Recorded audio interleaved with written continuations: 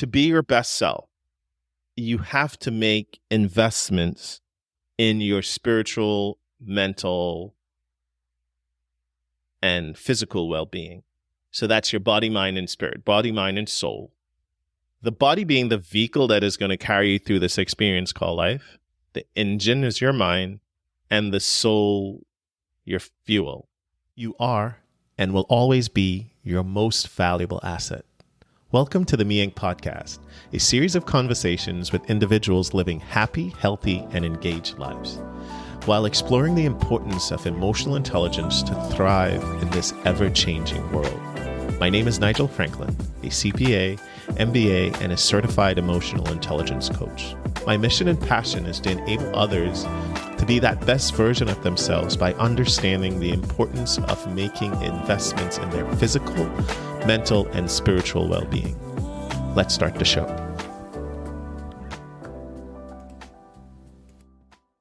Imagine yourself as the CEO of a company. Now imagine that that company is you. That's right. You are the most valuable asset in your life. And in this episode, it's all about learning to manage and invest in your own personal Me Inc. I touch on overcoming limiting beliefs and exploring the various facets of wellness. My personal journey of self-discovery, growth, and transformation. And we dive into the holistic perspective or a holistic perspective of wellness, acknowledging the interconnectedness of our physical, mental, and spiritual well-being. As we close, there's a reflection on my personal experience with the emotional intelligence, coaching, and also being coached. This episode promises just raw and real insights into the journey of becoming your best self. So gear up and let's navigate this path towards self-discovery and wellness together. So for this episode is a little bit different. I think this will be my first solo episode 5. I'm smiling because I really do appreciate you supporting this journey so far. I have a million ideas, and the podcast is just one of those ways that if one of those ideas, one of those conversations can help one person, that is me contributing to making this world a much better space. And that's one of the things that I strive to do, just to give back, share ideas, have conversations that will lead to better thinking, and think and behave in ways that would lead to better living. The idea of the podcast came on a bike ride. I was inspired by a conversation that I had with a friend. And where we are today is a testament that we all can pursue scary ideas. We can always find ways to tackle our limiting beliefs and the ideas of ourselves, the definition of ourselves. I'm an accountant. I'm not a podcaster. The hangups we have in our head. I don't like hearing my voice. It's something that I rarely have ever done before. And also learning to ask for help and having a group of friends, mentors, supporters who are willing to prop you up, support you as you chase your dreams, as you chase making contributions in this world. So in this situation, I was asking Andrew Codd, who's experienced in this podcasting space, to be my Sherpa on this part of my experience.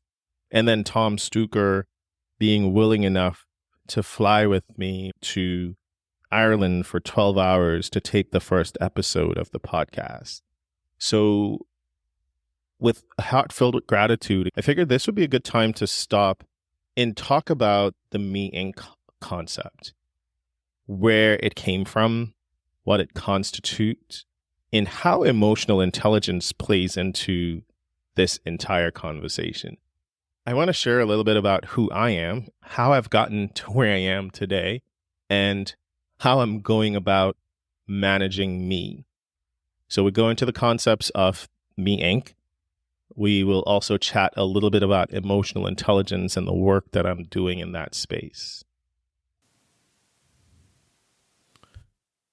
So the Me Inc. concept the premise, if you will, starts with the question, what is your most valuable asset? And after some contemplation, we'd arrive at the point or at the conclusion that I am my most valuable asset. And as we think about performance, as we think about managing that most valuable asset of ours, it purports making daily investments in your mental, physical, and spiritual well-being. That's it. Somewhat evolved in that I do believe that the relationships that we cultivate have an immediate and also long-term impact on our well-being, on our resilience, on our hardiness. I spoke about it. I was invited to be a guest speaker at the 2017 AICPA Controllers Conference, managing my most valuable asset, as I was learning a lot about just who I was and how I wanted to show up in the world. Interestingly as well, the concepts, the thinking, all started when I started traveling more internationally for work. I think the first time it happened, it was Thursday, and we ended up needing to fly the very next day so that we can be in Malaysia for Monday morning meeting. And as I crossed the globe a couple of times, I started thinking about how do I optimize me so that I can wake up in the US on one morning and maybe wake up in another part of the world on another morning and still be my best self and still be able to effectively manage me. No matter what you're going through, we can find a way to accomplish all things you need to in life if we can fully engage and thrive. Engagement, I think, is commitment to give discretionary effort to be happy, healthy, and productive. So I started developing the concept for it. One of the things that I carry with me often is that success leaves clues. So you either read or talk to people. And for me, talking to people was more of an exploratory exercise than reading. We all can read, but to get up and have an engaged conversation with someone, have a full, robust conversation with someone, was something that I thought would stretch me more, being further on that introversion scale. And for those of you who know me, it may be strange to hear that I'm an introvert, but think of it in the way of how we recharge. So I recharge with quiet times. I know it in quiet or time spent alone. But as a leader and the way that I want to show up in the world, I have to flex way on the extroverted side at times. Managing yourself. It's a conversation, I think, on self-care, self-leadership, and self-mastery. The world is increasingly complex, and to be competitive, to perform our best, to get new ideas, you can't do that with yesterday's thinking. So back to these conversations that I'm having, these are individuals that I'm meeting in airport, in lounges, may sit next to on a plane. Yes, I was that annoying guy who would have that conversation. And sometimes I was engaged. I think the state of the world in 2016 was very different going into 2017. So being in Asia, someone always wanted to talk to me about what was going on in America at the time. So one of the cornerstones, one of the questions that I would always ask was, especially if individuals who were doing the things that I wanted to be doing. The first time it actually happened, I was on a flight from Kuala Lumpur to Tokyo. And I was sitting next to a gentleman, and I was chatting with him about how rough my experience was. And he shared that, he asked me what was rough about my experience at the time. And I shared that I've been on the road for about 220 days at that point. over the last 8 months. And he then offered the advice. You should always consider your life in context of others. He's like, I've been on the road for 252 days, and it's rarely been in the same place for more than 2 nights. He was actually running a palm oil company, 6-person company, and it was, I think their revenues that year was about $260 million. And at that point, the light bulb went off, as there are things that I can learn from him. But the cornerstones of the conversation was, what advice would you give your X-year-old self? And at that time, it was, what advice would you give your 39-year-old self? It's one of those questions that stops people. Whatever we're talking about, it will actually stop them and it'll get them into that introspective space. And all of the answers that would come were amazing. The most profound answer for me came from my granddad at the time. He was 85, always enjoyed speaking with him. And his words were, you can gain everything in the world, but if you lose your health, it's for nothing. And that stayed with me. It stayed heavily with me for a long time. And then I started trying to put actions to those words. And why does it matter to me? It is that you would look at me and you would think that healthy, athletic, but what you wouldn't see is that I was diagnosed with narcolepsy. You wouldn't see that there is a history of cancer, of hypertension, of diabetes in my family. So I have all these predispositions, and it's been my life's quest to try to get out in front of a lot of those things. So when individuals look at me, I think the start of this conversation was, how do I consider all my life circumstances, health-wise, the professional demands that I was actually traveling across the globe regularly, and then what I wanted out of life myself. I was competing in triathlons, and that conversation came back to, how can I be my best self? In Success Again Leaves Clues, I started with that conversation with my granddad. And I didn't make much progress at first until I moved to Asia. And when I moved to Asia, I depict that point in life as going off of autopilot. The autopilot concept is quite interesting. Think about how our minds work. Think about your drive into work this morning. For those of you who still drive to work, chances are if you take the same route, you would have just gone along that route, and most of the things that would happen along the way would not register. Take that analogy and place it into our lives. There are things that we do every day out of habit.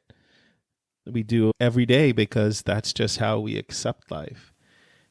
So yes, I'm traveling the world, I'm having these conversations, but I'm still going back to the same habits, the same place that I was before. And when I moved internationally, I think that was the first time that I think everything that I knew, my identity was stripped away.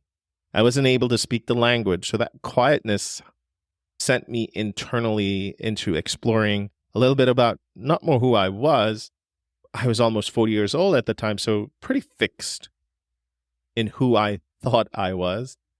It was a time to do my me search and figure out who I wanted to be in that next phase of life. In that quietness, in that stillness, remember the language is taken away because I'm living in Indonesia at the time. It allowed me to re-examine what I thought was normal, back to that me search phase, and implement the habits, the behaviors, the mindset that would propel me forward to the next phase of life. One of the things that I took away from living internationally was, to see the world, you have to see the world. The world is increasingly complex, and you can't get new ideas with yesterday's thinking. We all have the same opportunity to make investments, in ourselves every day, no matter our life circumstances. We are all gifted the same 24 hours in every day, and our self-directedness is what will allow us to make the most of those times. So if I wanted to be happy, healthy, productive, and engaged, I needed to rethink how I was going to achieve my full potential. And that's where we start with that wellness conversation again. Wellness being a conscious, self-directed, and evolving process of achieving our full potential. So a little bit about me, and I am passionate about the human condition, why I have a possibility mindset, why I think that there's greatness in every one of us. It's important to understand someone's background so you can contextualize their message. You can translate what you're seeing and hearing, what you're experiencing with from that person. So I was born and raised on a small island in the Caribbean. My parents migrated to the US when I was 3 years old, so I was raised by my grandmother. My first set of formative memories goes back to being about 11 years old. And I'm pulling this off of my passport from the first time I came to the US. I was 3 feet 6 inches tall, so I was tiny. I was raised in church, the Pentecostal church. And for those of you who knows what a Pentecostal church is like, that means I was in church 4 days a week. No jokes about why it didn't help me any more than it has, but still, I was in church 4 days a week. At 11 years old, I found my first why. I realized that if I didn't want to go to church 4 days a week, my why, I had to get past my grandmother. And the only thing that was getting past her at that time was if I was playing on a sports team. I became an athlete. And it's interesting, I'm laughing because I didn't need to play in the games. I just needed to be good enough to make the team. My why of being the last person on the bench wasn't to be on the team to play. It was to get out of going to church. That was the first iteration of me translating my needs and wants into goals. And my first exposure to self-mastery. I was showing up every day. I was practicing. I was consistently giving my best effort. And I was making incremental progress along the way. The incremental progress all culminated when I was 15 or so, when I had my biggest growth spurt. And then I started becoming a lot more successful in track and field. I won the national championship in my country at the time for my age group. And then shortly after, I moved to the US. I was the New York City champ in the high jump in high school. And then I went on to college where I competed in track and field and played soccer until I realized that track and field was co-ed, and I decided only track. I was a 5-time All-American in track and field in Division III. I was a 2-time national champion. I was the conference player of the year in soccer at some point in time. And I was ultimately inducted into my school's Athletic Hall of Fame. My claim to fame, and I'm just saying this for my friends and my teammates, I think I was Wayne Gretzky. I was inducted into the Hall of Fame as a contribution or as a recognition of my contributions in the time that I was in school. I started school not as the best athlete, but there were a lot more of my teammates who were more talented than I was. But I had this experience of being given opportunities. I started learning through failure, understanding the importance of commitment, and that there's the idea that your goals must be aspirational. I started committing my goals to writing. I carried my goals in my front left pocket, probably something I should start doing again. And my best friend, still my best friend now, we carried our goals the year we won the national championship. We carried our goals everywhere we went.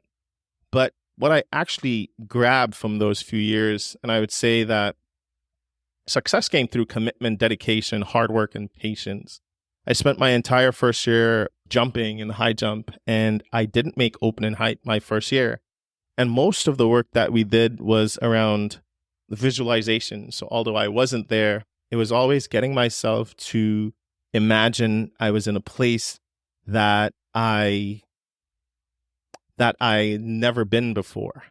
And understanding that the commitment that we make is in our minds, a mental commitment. And then the hard work is actually attached to what you can visualize, what you can see, what you can experience.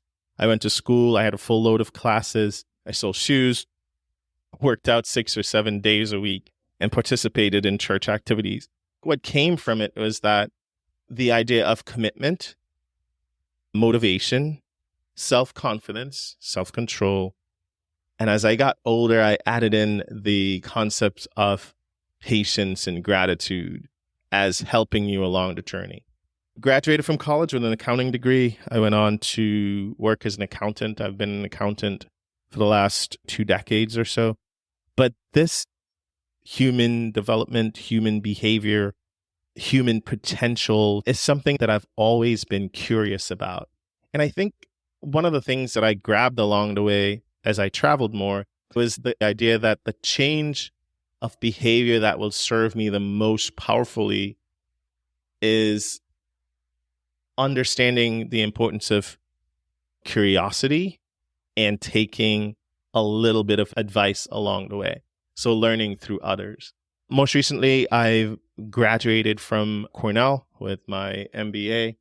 And at that same time, I started exploring the concepts of emotional intelligence. I'll share more and you'll get to know more about me as we go more into the podcast. And this is when it really started to move away from how do I be my best self into that space of how do I help others to be or even to meet that better version of themselves. To be your best self, you have to make investments in your spiritual, mental, and physical well-being. So that's your body, mind, and spirit, body, mind, and soul. The body being the vehicle that is going to carry you through this experience called life. The engine is your mind, and the soul, your fuel. That's how I think about it. The only levers to modulate your energy is exercise, sleep, and your diet. Your potential as a human being is the function of your diet, sleep, and exercise to the power of your mindset. So just to go a little bit into the segments of the Me Inc. concept, the body, mind, and spirit, starting with the mind. I think there's a Zig Ziglar quote that says, "You are what you are and where you are because of what you put into your mind." So think about it this way. Everything starts in the mind, the pursuit of the best you, the possibility mindset that you'll have, the intellectual curiosity that you have. Your mindset determines how you show up every day. Mindset, habits, behaviors drives outcomes. And one of the things that it's important to note, and one of the things that we're coming up with, is that your goals are a lagging indicator of how successful you would be to achieving those goals, but the leading indicators are your habits on a daily basis. And I think you step back and think of it this way: you can't perform to your fullest potential if you're not emotionally well. Happiness is in the mind. And again, the brain is a muscle and it must be exercised. So think of what happens if you don't take care of your muscles. The body. This is the vehicle that carries you through this experience called life. This is how people will form their first impression of you. You can't perform at your maximum potential if you don't feel well. This one actually really hit home for me when I think on my 40th birthday, I did some traveling. And I was in Cambodia looking at some of the temples.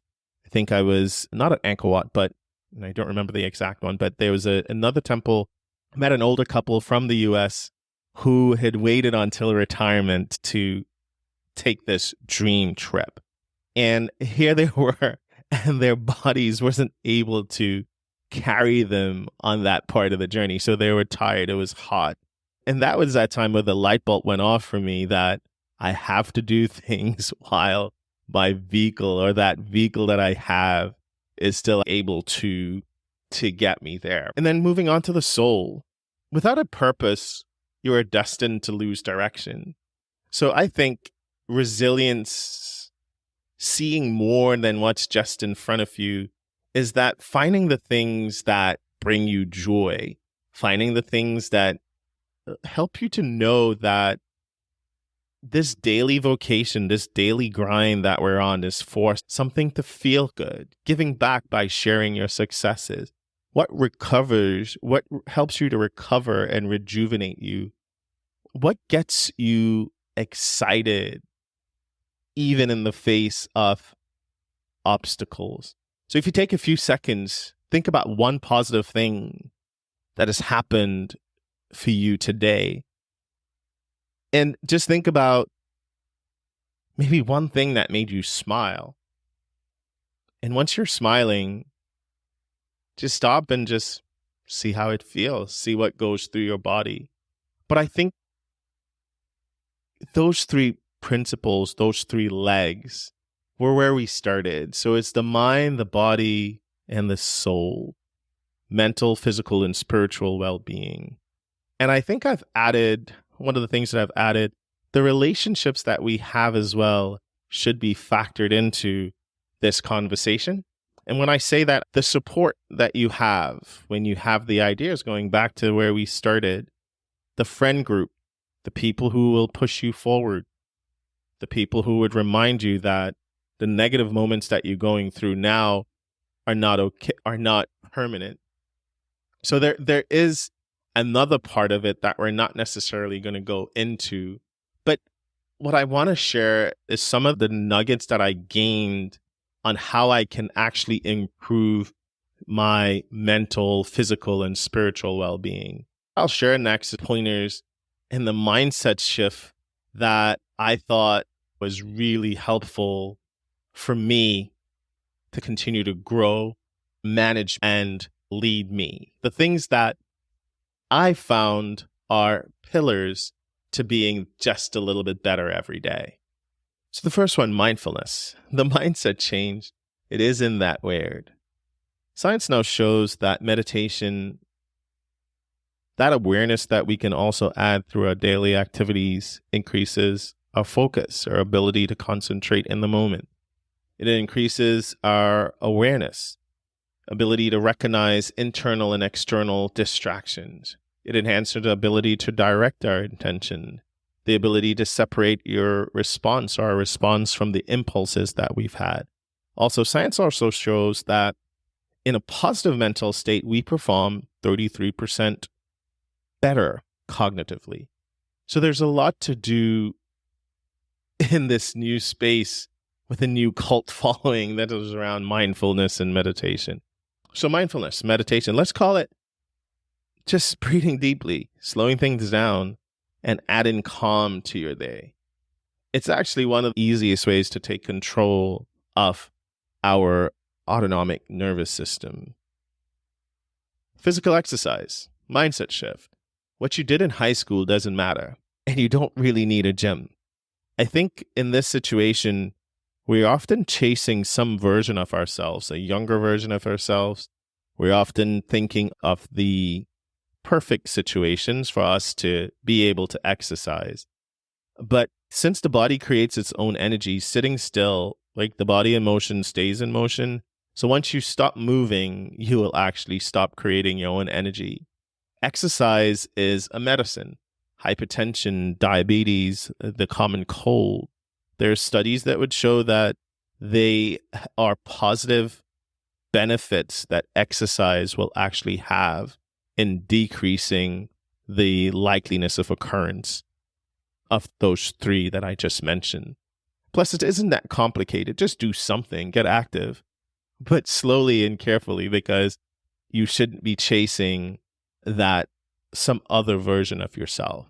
Remember, fitness also doesn't have a look. I don't weigh myself because I'm fine being active and a little bit heavy than lean and not happy, right? I like to eat. I like to do everything else. I like ice cream. I like cake. And I just find ways to balance it, right? But do something. So diet. The mindset shift here is that your diet is what you eat every day, not a sacrifice that you make to lose a few pounds. So in this instance, choose premium fuels. You won't put regular fuel into an expensive sports car, so why would you eat garbage? Hydration is essential. When we're dehydrated, in mildly dehydrated states, we're unable to concentrate or focus as much. And then by mindfully eating and by taking your time, I think it's really cool to stop and see how your food makes you feel. My best friend Kern, I think one of the things that he's always done, it was just he'd take his time to eat, right? I'll be done with our meal in 5 minutes and he'll be there for 15. And over the time, since over the 20 years since we've been out of school, like his weight has been his weight has been a lot more constant, hasn't fluctuated as much as mine had. So just be mindful with what you're actually doing. The other part of it, though, is that more and more I'm getting that the importance of sleep. Sleep is the foundation of your mental health, physical health. And this is when neuroplasticity happens. Sleep is not how you end your day, it's how you start tomorrow. Sleep deprivation is linked to things like obesity, cancer, heart disease, diabetes, memory loss. And it's important to know that the body repairs itself through sleep. Everyone needs a different amount of sleep, but having a consistent sleep and wake schedule is one of the things that can actually help you along the way. So not necessarily going deep into what the pillars of it are, but just some of the things that you can think about. Again, always happy to have conversations on anything that you're hearing. But on this same sleep portion of it, we've added to a morning routine exposure to sunlight as a way of kickstarting our circadian rhythm for earlier on in the day. So by exposure to sunlight earlier on the day, you would actually be setting yourself up for a better night's sleep. Sometimes it seems counterintuitive, but that's one of the things that I think is of utmost importance to me now. There are many barriers to talking about this. There are many barriers to us not embracing or not understanding the importance of investing in our mental, physical, and spiritual well-being. But I think it's important. I think there's a Marshall Goldsmith quote that says, essentially, don't be vulnerable to mediocrity. So some of the barriers that we have, or things that I've heard through my travels, is that there's a lack of awareness, but you've listened to the podcast, you're just a little bit more aware. So there's probably one or few things that you can actually do. But I find that also the lack of time and not having specific goals associated with your wellness, and then the lack of motivation are some of the things that we all face and we all have to manage. And as much as we'd want to make progress, or as much as there's progress to make in understanding the importance of this and the awareness, we have to be honest with ourselves to know that there will be barriers, and there's not a pursuit of perfection every day.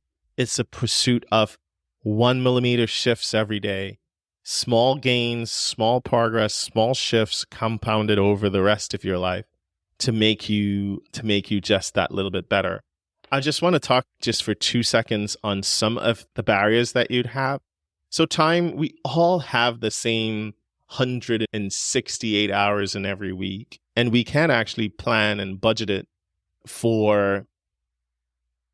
you can make time for the things that we find are important. So you can't make time, but we can rather prioritize what is important. So think about it this way. You don't have time to do anything, but then your boss calls, and all of a sudden time magically appears, and it creates time, it creates commitment, it creates motivation, it creates patience. And that's one of the things that I liked to talk about. It was one of those self-aware things that happened with me maybe back in 2015, because I realized that I was often showing up professional at work and amateur at home, in that I was able to be flexible at work, even in situations that were not to my best benefit. And then I would get home and I would give less to the people that cared about me the most. We all have the same amount of time. It's just a matter of prioritizing it. Goals. You all hear, if we are intentional about what we repeatedly do, we can practice what we want to become. And through practice, we can become who we want to be. I think I pulled that, if I remember that quote correctly, it comes from the book Resilience by Eric Rittens. But in your goal setting, it's same specific goals, but set big enough goals for yourself so that you aim high and the excitement will actually propel you through it. That was me signing up for an Ironman in 2017 as I was doing this work or creating this concept. But set long-term goals with short-term check-ins. And as I shared a few moments ago, the goals are a lagging indicator of your success, but the leading indicators are your habits. So the daily objectives to ensure that you're moving forward. And as far as these goals go, find people with similar objectives and surround yourself with them so that you can have that constant motivation or an accountability group to move you towards your goal. So in this being a better me goal, for the longest time I think we've met. I've started as a book club. We morphed into an accountability group, a mastermind. But I know twice a week since 2020, there's a place where I will be to work on me, to work on being just a little bit better than I was last week, just a little bit better than I was yesterday. So this one is really essential, I think, having and surrounding yourself by people who are like you.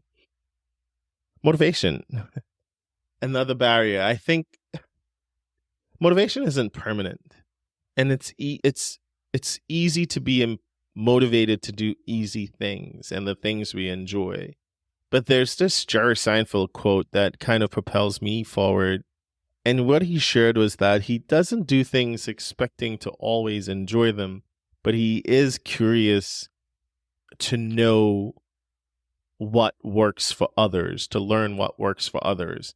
And my first example with this is that I don't enjoy a lot of the things or many of the things that I did, but let's say I was training for a triathlon, but I understand that there's growth in discomfort. And I'm always willing to do the things today that others won't do to get the things tomorrow that I want, if that makes sense. So, for instance, when I was in Asia, I was there for 240 days in a year. But I shipped my bike. I found a place to swim. I ran. I still had my goals, and I was motivated enough because it was big enough for me to pursue them. I think, though, that's just being innovative and having something that's big enough that I decided I wasn't going to be limited by my current circumstances. And what's important with our goals and motivation is that sometimes we're waiting for external factors to change. And if those things never change, we'll never get started. So the idea is just make it fun and just do it. Even if you don't want to do it, if you don't want to read, you don't want to run, just put your shoes on, go down to the end of the block, run to the end of the block, and then you probably will keep going, or read a paragraph, read a few lines. Chances are once you get in, you'll actually keep going. Over the years, I've actually chased so many different things. But what I've found is that I didn't pay a price for wellness, but I reaped the benefits of wellness. So I was happy because there was incremental personal growth from day to day. I was healthy because I was having the mental and physical capabilities to achieve my goal.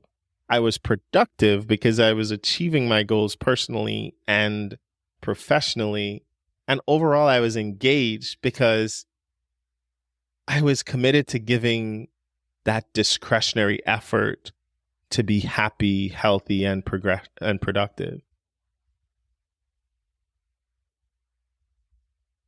So it's important that if I look back on just what I shared, the meaning concept is understanding the importance of making investments in your mental, physical, and spiritual well-being. But one of the things, and as I dovetail into it, the emotional and emotional intelligence work that I've done in the past few years, emotions are involved in every decision that we make every day. And that's sometimes subconsciously, and that's sometimes in the front of mind for us.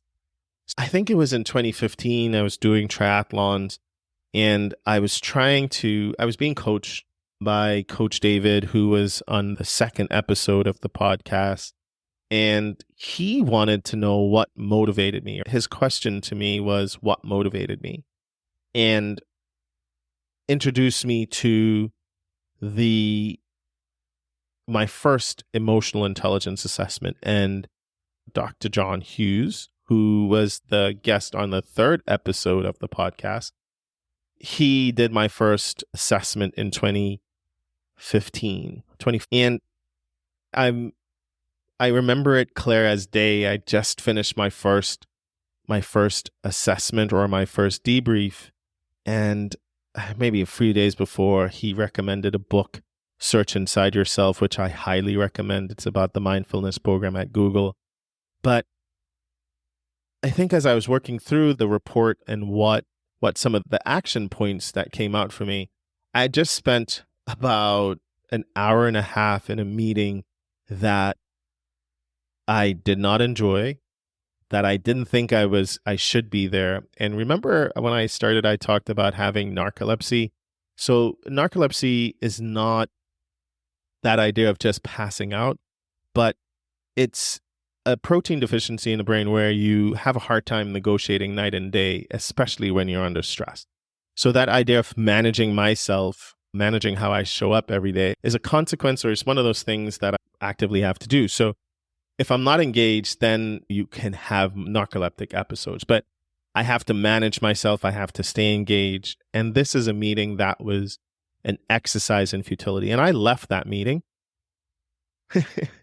And again, still remember it. I'm getting goosebumps as I'm talking about it. But I then had to take a call from my mom. And somebody's probably heard me say this story before, but I took the call from my mom, and I didn't have the patience with her. So my mom has to go through many hoops to get to what she'd want. And she got maybe 5 questions. How are you? Did you speak to your brother? Did you speak to your sister? Blah, blah, blah, whatever else. And by the time she was at the second point, I said, hey, hurry up. I don't have time for this. And after I hung up the phone with her, it just hits me back to that concept of being amateur at home and professional at work.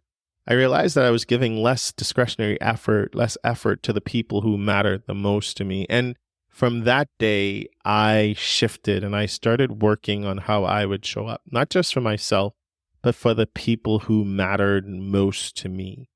So I took EQI assessments every year. From then, I was in different places in the world, and I would show up differently every year or every assessment that I take. Unlike the Myers-Briggs or the DISC profile or the DISC assessments, those are static assessments or static definition of your preferences. But the emotional intelligence conversation, the emotional intelligence assessment will change every year based on what you're working on, based on your life circumstances. And I'll go again and I say emotional intelligence is not about being emotional, but it's understanding how emotions impact you, impact others, and then understanding how you can actually direct that emotional energy to getting things done in life. The important thing there is that it impacts your perception, the conversation that you have with yourself. It impacts your communication, how you build relationships, how you manage, and how you manage stress. Overall, all the competencies that is necessary to you effectively leading you, to you effectively being the CEO of you, to you effectively pursuing, and in me in this situation, pursuing mastery of myself. That was my first foray into it. And in 2019, I was certified to do it. I was curious about it and had an opportunity to be certified to do it. And then as I was in grad school, I self-funded about 50 assessments as I was trying to understand or learn the craft. And I know I am commending myself for being Coach John's most annoying pupil, in that he got as many questions as he possibly could from me on understanding how EQI, emotional quotient inventory, how it shows up for the 50 people that I did in the first year that I was certified. So I actually became extremely passionate about it, because I find that it was a data-driven way of providing information on me. So you're not going to tell me, as I subscribe to that logical space of the brain, or my logical brain is usually in charge, I wanted the data-driven way of knowing where I needed to work, the things that I needed to work on. And then we employed a strength-based coaching approach to help me to leverage those key things, or leverage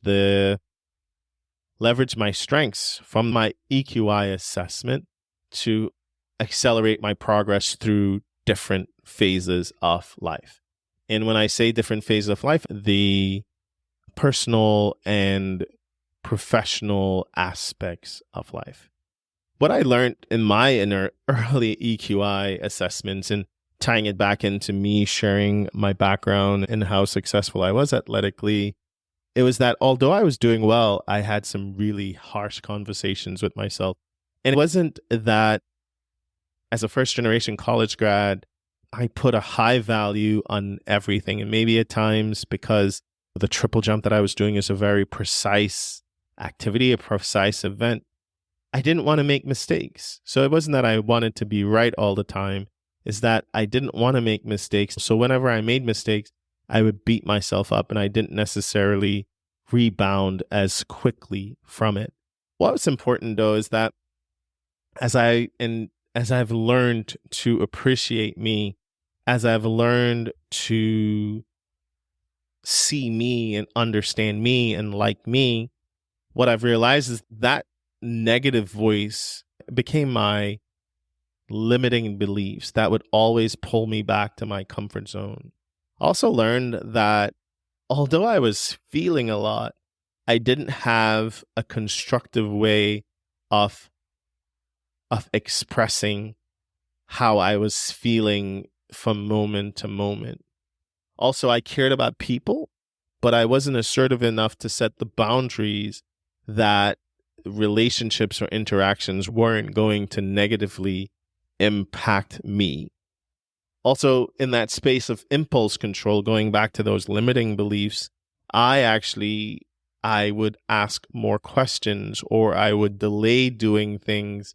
I have that mindset of, measured twice, cut once. So there were all these things that I was doing that I didn't necessarily understand how it was connected to how the world was actually receiving me. Interestingly, in the EQI data as well, it showed that although I was teaching and pushing finance transformation, that's just one of the other topics or themes that I would talk about, I was not as flexible as I needed to be, or I was not as flexible as I probably was holding myself out as.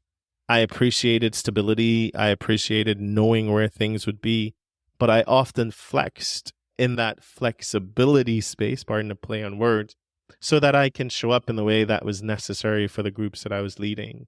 But that's what I learned from the EQI. What I'm working on now is constantly being mindful of that negative self-talk, and finding ways to constructively express and share how I'm feeling or what it is that's going on in my head. Is learning to say what I need to help me to be my best self.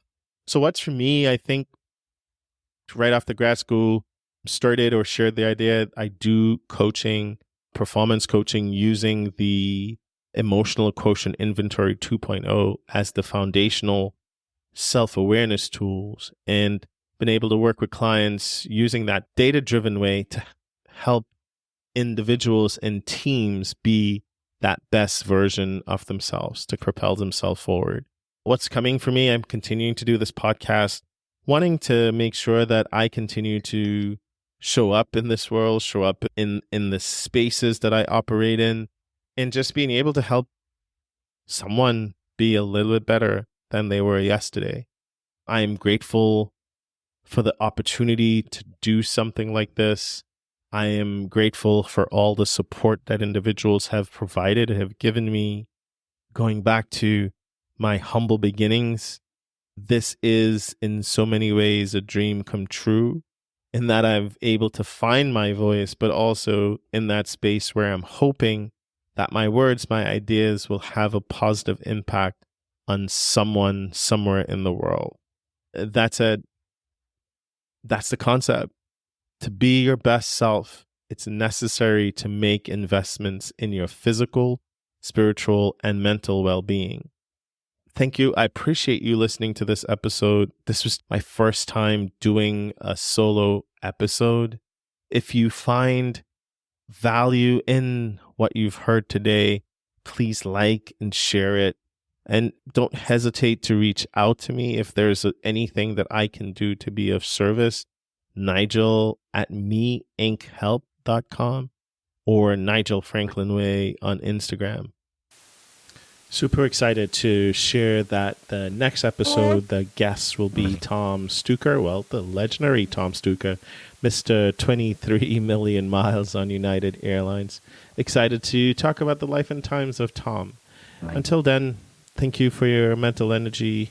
Thank you for listening. And until we meet again in this space, take good care.